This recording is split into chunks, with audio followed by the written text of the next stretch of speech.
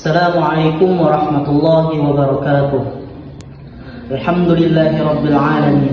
Wassalatu wassalamu ala asyrafil anbiya'i wal mursalin sayyidina wa maulana Muhammad wa ala alihi wa sahbihi ajma'in. Amma ba'd. Teman-teman sekalian, pada kesempatan kali ini kami akan menampilkan sebuah video yang bertemakan tentang taubat, yang mana isi dari video kami ini tentang pengertian taubat, jenis-jenis taubat, serta syarat-syarat diterimanya sebuah taubat. Teman-teman, kita tentu sering mendengar istilah taubat. Namun muncul pertanyaan, apakah kita benar-benar memahami makna taubat dan sudah benarkah taubat yang kita lakukan selama ini? Oleh karena itu, pada kesempatan ini saya akan memaparkan hakikat arti taubat tersebut. Sebelum memasuki pembahasan yang lebih jauh, mari kita mengenal terlebih dahulu pengertian taubat. Secara etimologis, kata taubat berasal dari bahasa Arab, yaitu taba yatubu taubatan, yang berarti ar-ruju' atau kembali.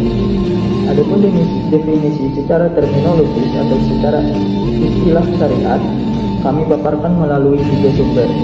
Sumber pertama yaitu dari Al-Quranul Karim, yang menjelaskan taubat adalah kembali kepada Allah dan Allah menerima taubat hamba-hambanya. Seperti yang Allah firmankan di dalam Al-Quran surah At-Tahrim ayat 8. Ya ayyuhalladzina amanu tubu ilallahi taubatan nasuha. Yang artinya, wahai orang-orang yang beriman, bertaubatlah kepada Allah dengan taubat yang sebenar-benarnya. Dan lagi Allah berfirman di dalam Al-Quran surah Al-Baqarah ayat 222, Innallaha yuhibbut tawwabina wa yuhibbul mutatahhirin. Yang artinya, sesungguhnya Allah mencintai orang-orang yang bertaubat dan Allah menyukai orang-orang yang selalu bersuci.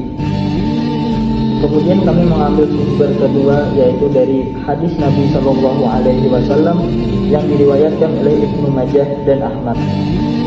Beliau bersabda, an-nadamu taubatun. Bermula penyesalan itu ialah taubat. Hadis ini menunjukkan bahwa inti dari taubat adalah penyesalan yang tulus di dalam hati atas perbuatan dosa yang pernah dilakukan. Sumber ketiga kami ambil dari kaul atau pendapatnya para ulama dan ahli tasawuf.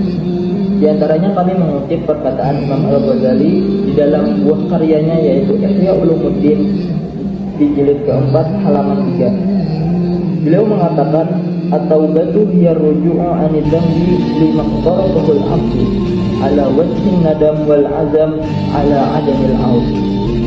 Yang artinya taubat adalah kembali dari dosa yang dilakukan seorang hamba disertai penyesalan dan tekad untuk mengulanginya.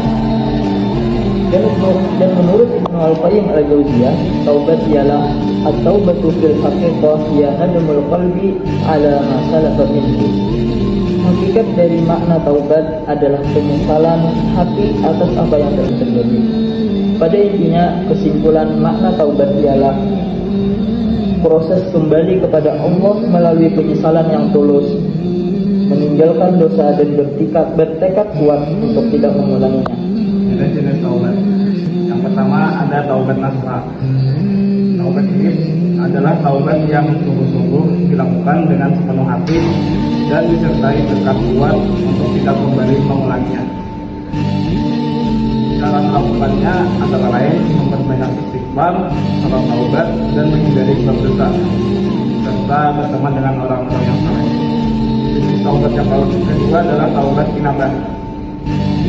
Taubat ini adalah taubat yang dilakukan karena takut akan siksa Allah di akhirat. Motivasi utamanya adalah menghindari neraka dan ingin masuk surga. Jenis taubat yang ketiga adalah taubat istijabah. Taubat yang dilakukan karena rasa malu terhadap kedermawanan Allah. Orang yang melakukan taubat ini merasa malu jika tidak mendekatkan diri kepada Allah dan tidak mematuhi perintahnya setelah Allah selalu memenuhi kebutuhannya. Jenis taubat yang keempat adalah taubat takarrub. Taubat yang dilakukan dengan memperbanyak amalan kebaikan dan meningkatkan kualitas ibadah dengan tujuan mendekatkan diri kepada Allah Subhanahu wa taala.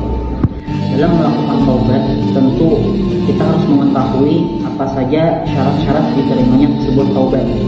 Dalam kitab Penerang Hati karangan Syekh Abdul Qadir bin Abdul Muttalib Al-Indonesia Al-Mandiri. Pada halaman 110 disebutkan ada 3 rukun atau syarat terpenuhinya taubat kita. Yang pertama, kita harus menyesal telah melakukan perbuatan-perbuatan yang dilarang oleh Allah Subhanahu wa taala. Yang kedua, kita harus meninggalkan perbuatan-perbuatan tersebut. Jika kita tidak meninggalkan perbuatan-perbuatan tersebut, maka taubat kita tidak sah atau tidak diterima oleh Allah Subhanahu wa taala. Dan yang terakhir atau yang ketiga, tentu kita harus beriktikad, berjanji kepada diri sendiri agar kita tidak lagi kembali kepada perbuatan-perbuatan yang dilarang oleh Allah Subhanahu wa taala. Sembari itu, kita juga harus senantiasa melakukan amal soleh terus-menerus. Semoga dengan adanya video ini dapat menambah wawasan bagi kalian yang menonton.